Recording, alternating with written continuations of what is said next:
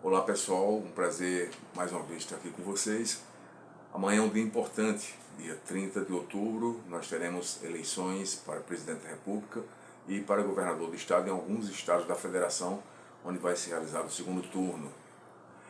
Bom, a nossa reflexão tem como base justamente o que aconteceu no primeiro turno das eleições em relação ao maior percentual de votos obtidos por Luiz Inácio Lula da Silva na região Nordeste.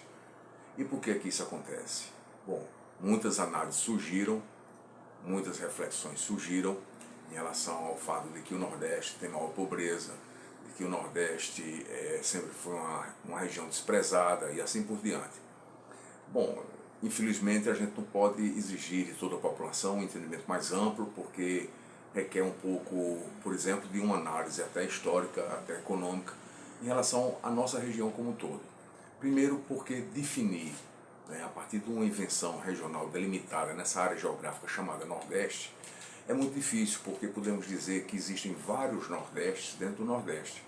Algumas regiões, algumas áreas dentro do Nordeste são mais evoluídas, avançadas, outras mais atrasadas. Algumas áreas do Nordeste têm pluviosidade, ou seja, cai mais água do céu, tem mais chuva.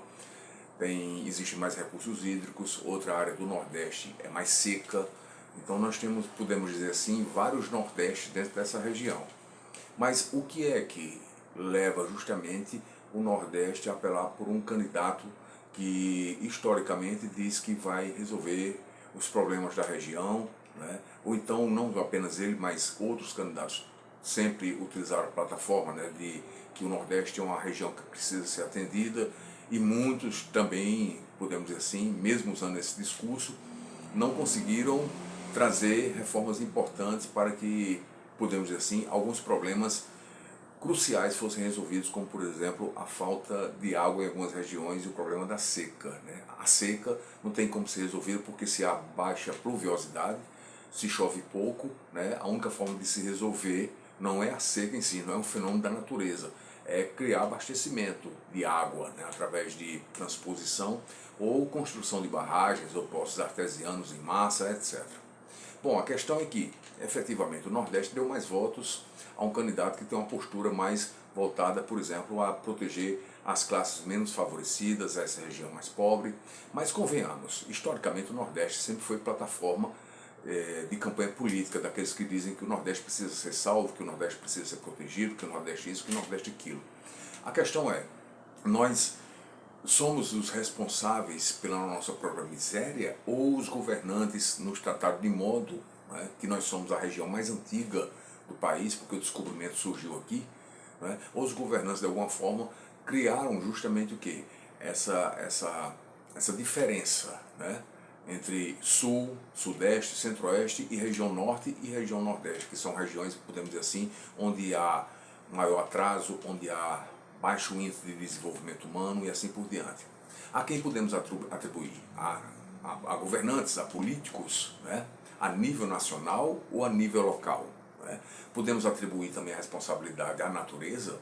Nós podemos dizer que o Sudeste é mais rico porque foi favorecido pela natureza em si, pela terra fértil, por mais chuva, pelo clima, etc. A mesma coisa no Rio Grande do Sul, no Santa Catarina, Paraná, que são os estados do Sul, e também o Centro-Oeste, porque lá tem mais agricultura, é possível justamente investir na agricultura, são regiões ricas, são regiões prósperas, etc.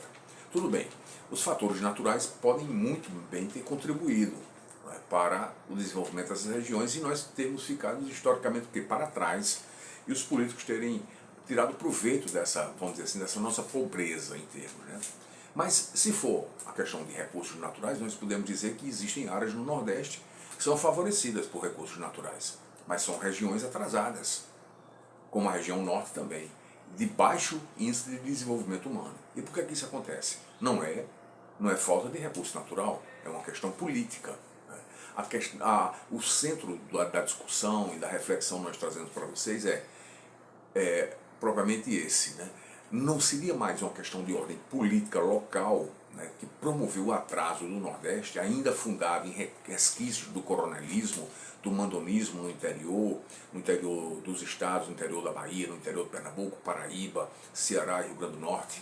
Não seria esse o fator que faz com que o Nordeste se atrase e seja uma população ainda dependente de promessas, e seja uma população ainda carente, né, de um discurso que encha esse povo de esperança, como se fosse sair da miséria, sair da pobreza, de tanta desigualdade, né? Um Nordeste que, por exemplo, tem centros urbanos e comerciais desenvolvidos, mas no interior você tem cidades que vivem praticamente na era medieval, né? Por força justamente do prefeito local ou a família que comanda o poder, ser como se fosse, né, um senhor feudal, né, que manda e trata como servo toda a população praticamente.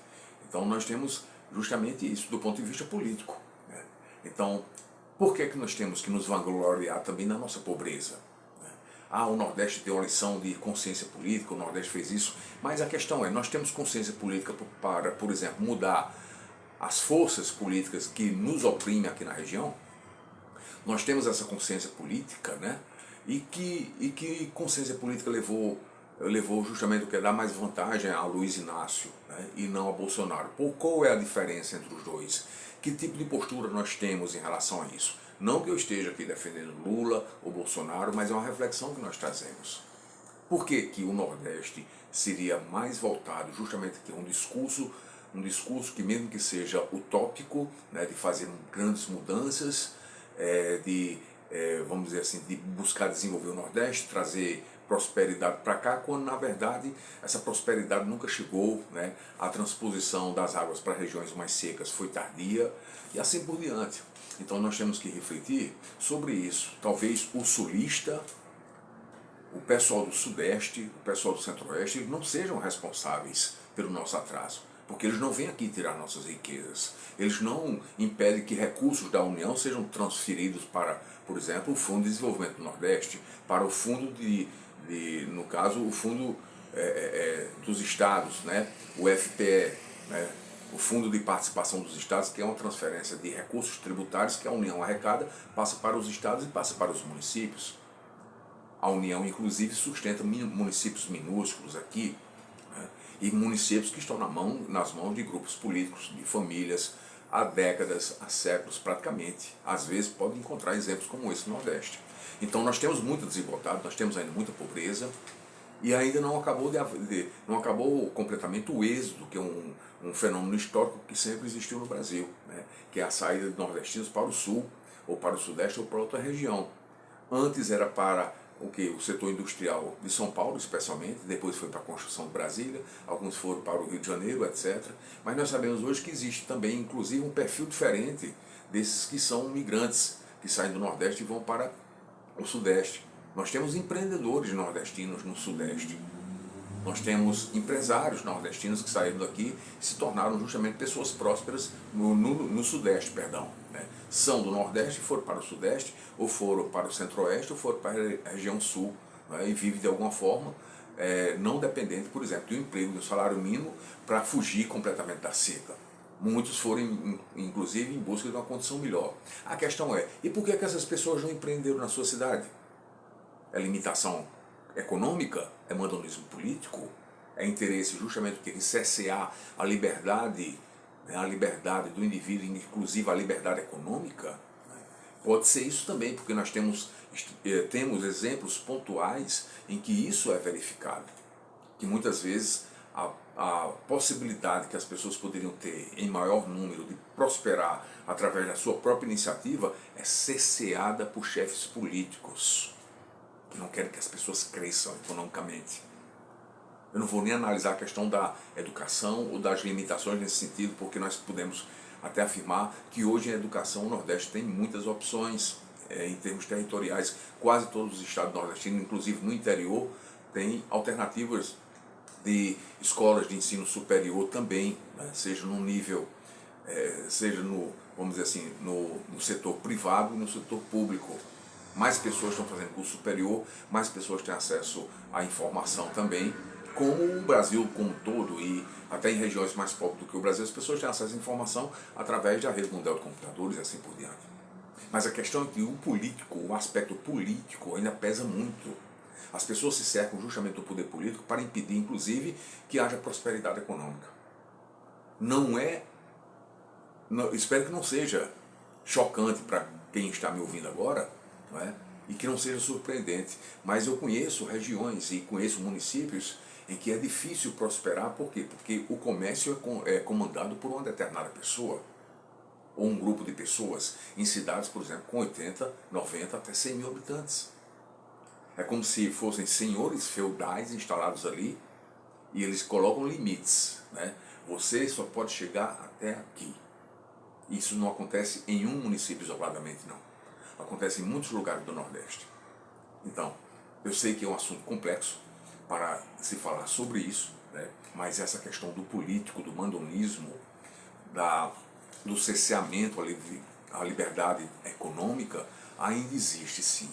Então, nós podemos dizer que se o Nordeste, por exemplo, está mais propenso a, por exemplo, dar mais a escolher uma alternativa mais viável para o Brasil, eu não posso dizer que ele faz o mesmo internamente, porque nem todos os políticos que mandam nos estados e mandam nos municípios do Nordeste são essencialmente democráticos e progressistas.